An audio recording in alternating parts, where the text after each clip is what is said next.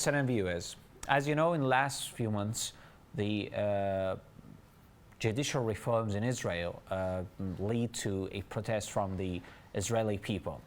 About this, Mr. Hughes, journalist and activist from Belfast, is with us. Mr. Hughes, thank you for accepting our invitation.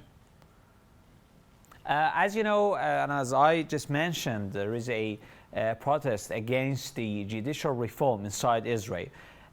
In your perspectives, what is the connectivity between these judicial reform and the fires and trials against the Israeli Prime Minister Benjamin Netanyahu? Well, I think it's very interesting that these judicial reforms, this bill on reasonableness, has come in with the latest Israeli government, Benjamin Netanyahu. It seems very apparent that these kind of reforms have never been brought in before.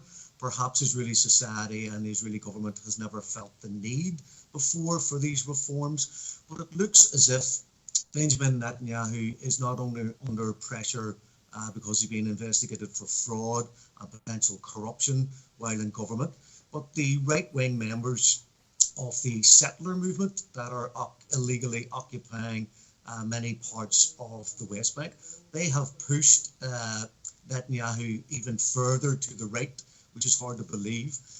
The people who are demonstrating against this bill, this reform bill, which will basically put a leash on the Supreme Court and on the judiciary, they are claiming that this will somehow weaken or dilute Israeli democracy. But I mean, the irony in itself is that tens of thousands of people have been demonstrating every Saturday for the last 28 weeks. They are protesting against, it's an internal battle between the secular and the religious parts of Israeli society. But while Palestinians are being murdered every day, while illegal settlements are being expanded every day, while people die in Gaza because they can't get medicine under the illegal, immoral siege, Israel is not a democracy.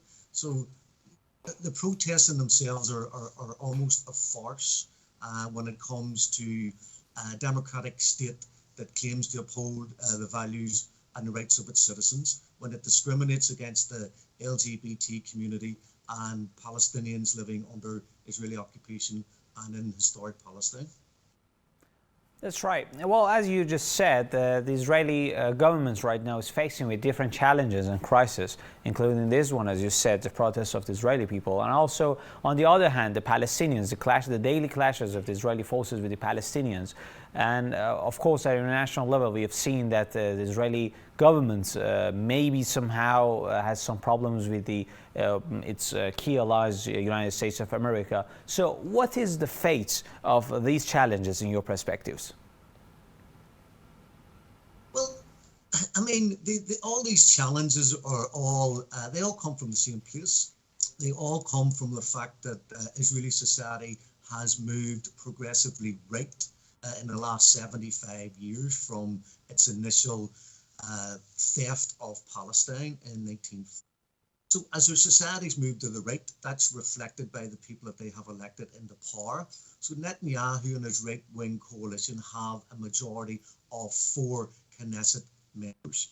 They'll be able to push through this bill on Monday or Tuesday, and at the end of the month they go into recess. So their timing for the bill is immaculate, and that they'll have it passed, then possibly or potentially the protest will dissipate, because once it's made law, how are they going to change that? It's already on the statute books.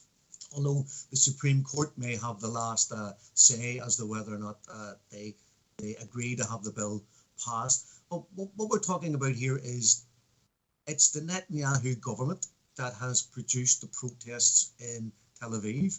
It is the furtherance of the military occupation and physical occupation of the settlers in the West Bank that is pushing the resistance to further acts of bravery in the West Bank.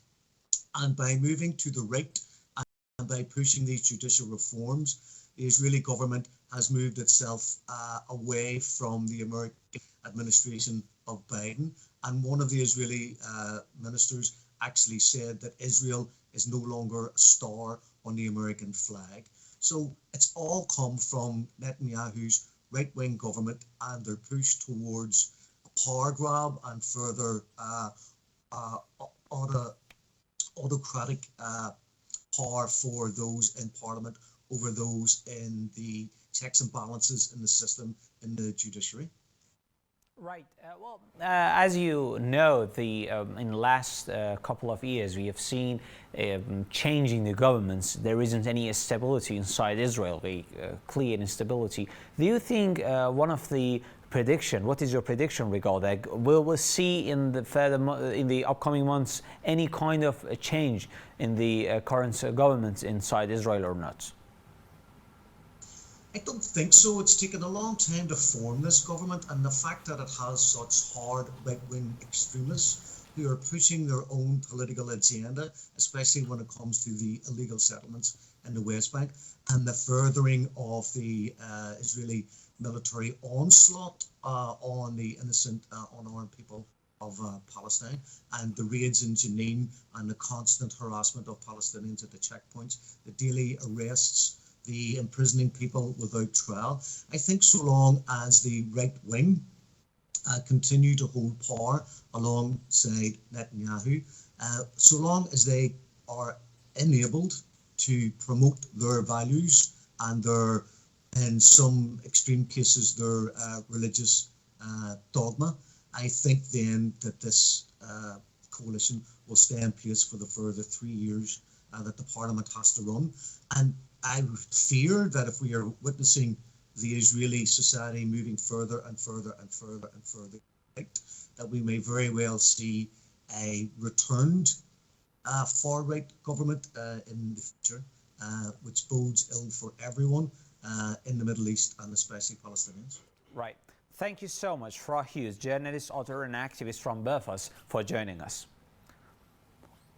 Dear SNN viewers, thank you for choosing SNN. Stay with us.